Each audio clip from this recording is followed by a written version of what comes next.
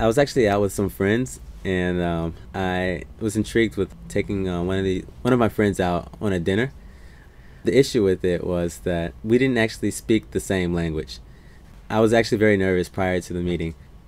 So once we actually got our food and settled down and started talking, I really came to realize how hard it was to actually speak to someone who didn't know a single thing I was saying, and I didn't know the same about her. So I used whatever words I could find to talk to her, but I soon realized that that was pointless, and my minimum vocabulary was just too low for us to make any kind of conversation. But then I realized I had to come up with different ways to speak, either by expressions on my face or with emotions in my eyes, gestures from my hands, and also you play on the words that I knew in a different way. I had to understand and read exactly how she was thinking, her emotions, before I can even proceed with my next gesture or wink or what might have you. So things at first were very awkward, but after a while we were fluently talking, so to speak. There's so much more that you can gain from realizing how other people think and how a person's heart relates to what they're trying to express.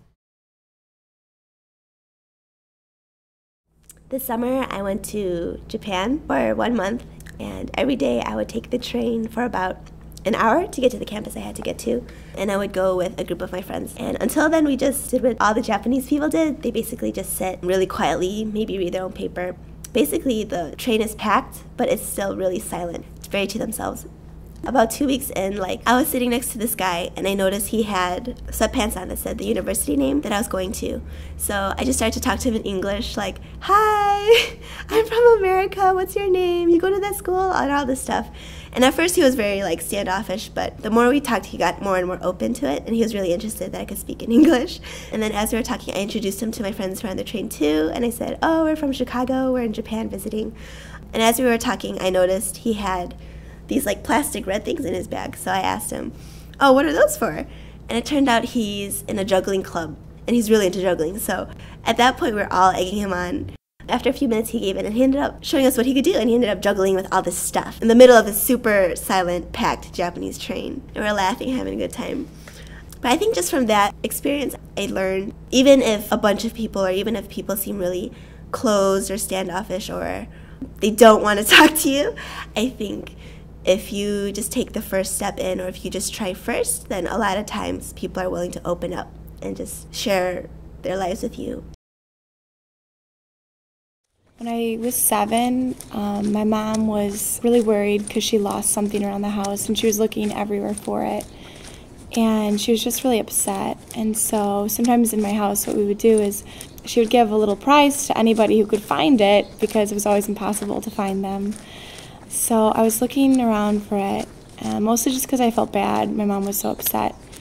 I remember finding whatever it was behind the radiator, and when my mom saw it, she was so happy, and she just picked me up into her arms and gave me the biggest, warmest hug ever. And then she just put on a fun song and danced with me. And I remember feeling so special that words couldn't describe. I was just glowing inside, and it was moments like those that just made life seem worth it and wonderful.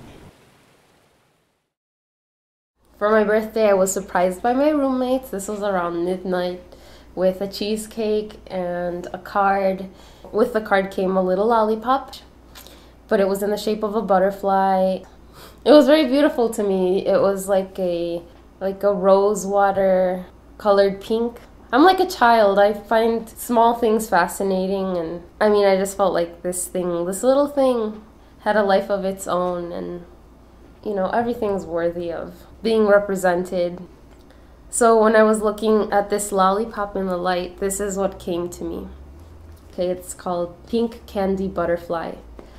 Dripping rose petal water, crystallized diamond of sugary sweetness, cool magma stone, ice breathed upon by fairy godmothers, petrified thing with childlike wonder, body with swirling blood, glass of beauty, gift.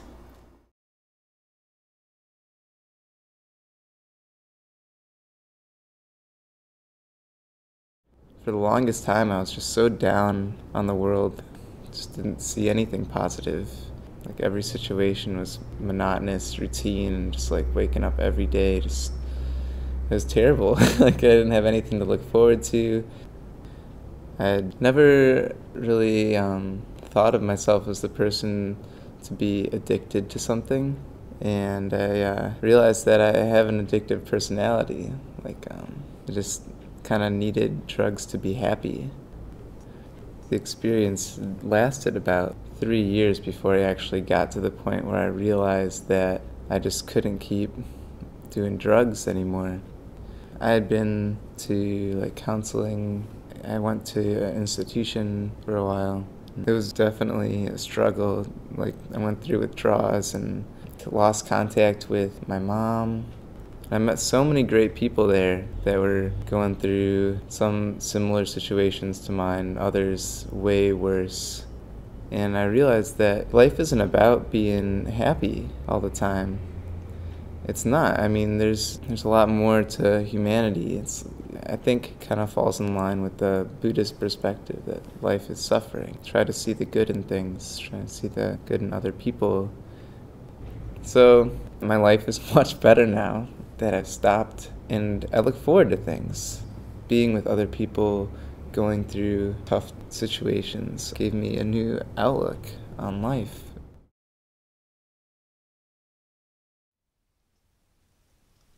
Kailan ba ang ordinaryo naging ordinaryo?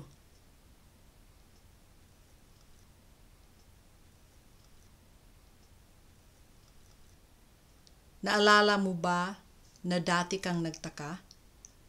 Nung panahon na iba ang pagtingin mo sa buhay.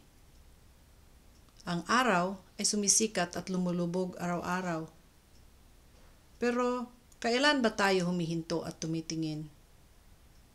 Natandaan mo ba ang panahon na may tao kang nakatagpo na hindi mo akalain na makita mo sa araw na yan? Nagtataka ka ba na kung minsan nakamuntik mo nang makasalubong ang isang tao pero hindi kayo nagkatagpo?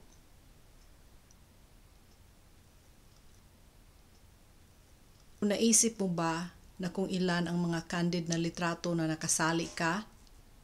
Itong mga litrato na kinuha ng mga hindi mo kakilala pero nasa background ka?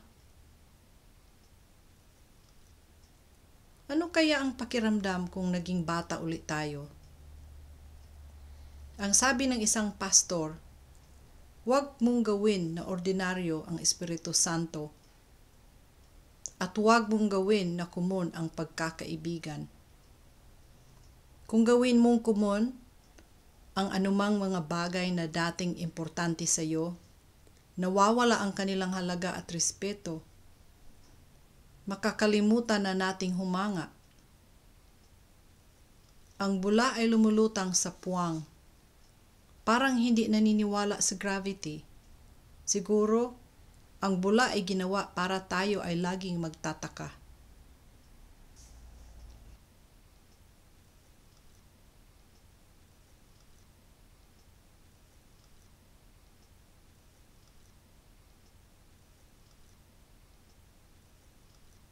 Ang buhay ay may kapangyarihan na mag-apekto sa ibang buhay.